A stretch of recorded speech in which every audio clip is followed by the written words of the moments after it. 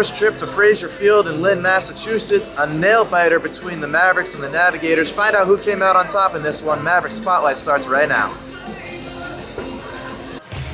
Cold night for alligators in Lynn, Massachusetts, but that's Chomp using some dance moves to stay warm. And left-hander Thomas Crispy from Columbia University also getting warm before his start, but he was already hot. 2 Ks, Navant and McCarthy to start the top of the first for Crispy. But Crispy would be dueling Timmy Holmes, leading the league in strikeouts with 31.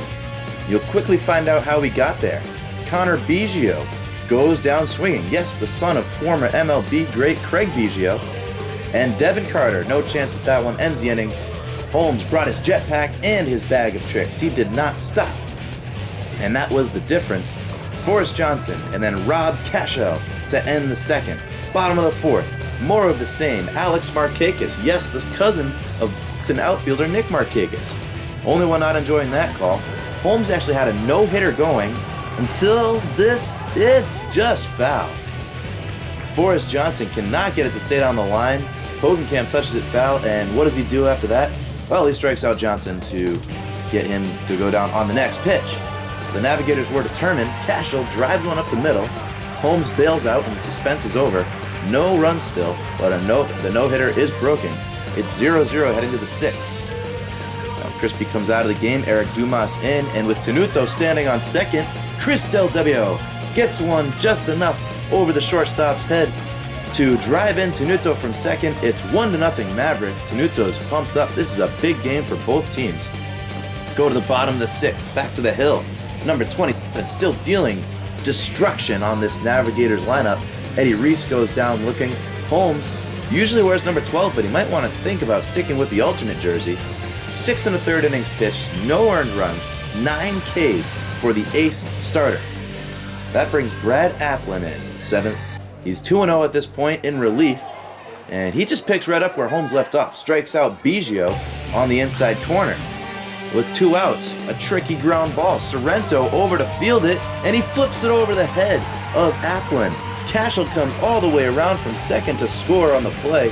Came with 2 outs on the infield error, 1-1. Sorrento not happy, and a scoreless 8th would then bring us to the top of the 9th. The Mavericks, they're a dangerous team late in games, outscoring opponents 39-13 in innings 7 through 9 this season. And leadoff hitter Rob Hogenkamp steals second base. Mike Mastroberti does his job, bunts Hogenkamp over to third, so with just 1 out, the runner, the go-ahead run 90 feet away. Coppinger cannot put one through the infield, hits it right at him. There's 2 outs. Buck McCarthy, he's been the hero before, but not this time. Grounds out to short. The inning is over, still 1-1. So bottom of the 9th, Brad Reynolds in to try and extend this ball game. He's got major forces working against him. A leadoff runner on first, and this, a pass ball that sits right beneath the feet of Clay Fenwick. He cannot find it. Pinch runner Calvin Graves takes 2 bases on the play, and now the game-winning run just 90 feet away with no outs. Reynolds would strike out Johnson on the next pitch on a well-placed breaking ball. But with the infield in, Kyle Devin on the first pitch rips one into the gap. Graves crosses home. The Navigators, they dance in celebration. They mob Devin out at first base. It's a walk-off hit. Final score 2-1 from Frazier Field. Big-time disappointment on the faces of the Mavericks. And you can see exactly why they're so disappointed.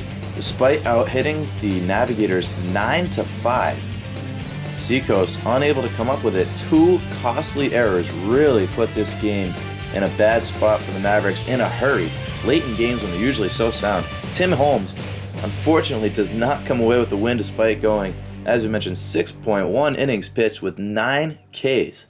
Instead, the win goes to Ryan Grant of the Navigators, his first of the season. And now we take a look around the rest of the league. Raging Tide beat the Titans 2-1. Sharks take down the Rocks 2-0, and the Silver Knights edge the Dirt Dogs 3-2. Low-scoring games all around the league as pitching begins to take over in the FCBL. And now we see the standings. Not much has changed, but the Mavericks, they are in 6th place now with a 9-11 record. Nashua Silver Knights back on top of the standings. North Shore Navigators saved themselves. They were on a bit of a slide, 3-7 in their last 10 before last night's game. Now they are 4-6 in their last 10. But the Mavericks really need to pick things up, and the schedule does not get much easier from here on out, as they have the Martha's Vineyard Sharks and the Old Orchard Beach Raging Tide in the next 2 days. Well, folks, that's going to wrap things up for tonight's episode of Maverick Spotlight. A tough loss out here for Frazier Field, but the Mavericks, they will bounce back. They always do.